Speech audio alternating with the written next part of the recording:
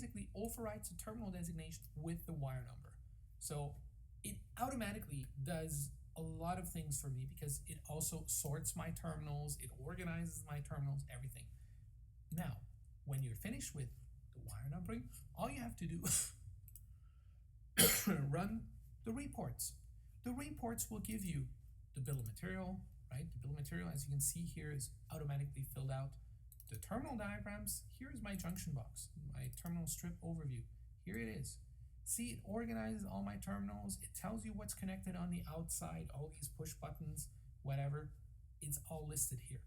Now, interesting is that I can also, instead of showing you a terminal diagram, I could also show you a wire list. A wire list is interesting if I make a smart move between filtering internal wires from external wires. One simple step that we recommend is to assign what we call a structure box in EPlane. Insert box, structure box. If the structure is activated in your project, you can actually say everything that's out here is in the field.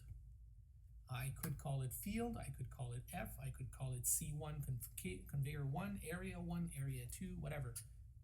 Everything is set to be inside the panel except when it's in a box like this.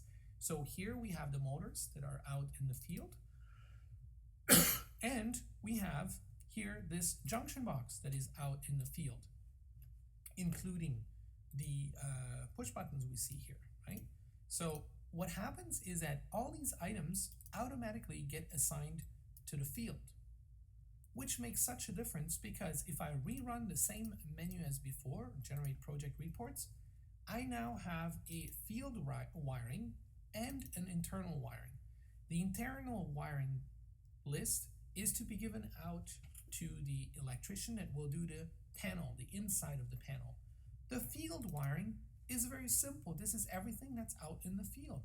We're talking about the field wiring inside the junction box. We're talking about whatever goes to the motor. We're talking about everything that's out in the field.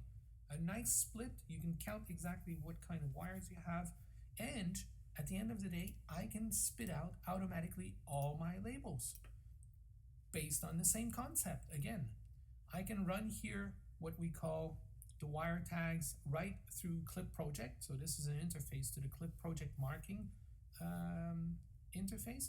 We could also generate any type of label through something very simple as a simple marker like this. Here, wire tags, it's a text file.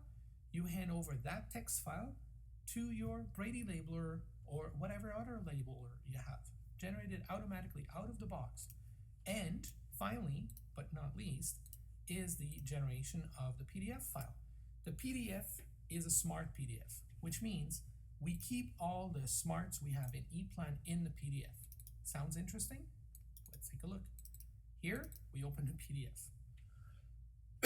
PDF has a page structure, very similar to what we had before.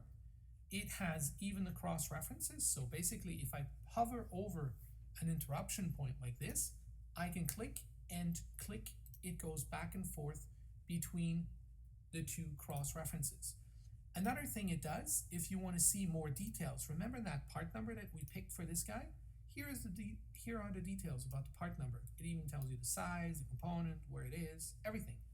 And you can switch back here to your schematics and see on the schematic where it's actually at.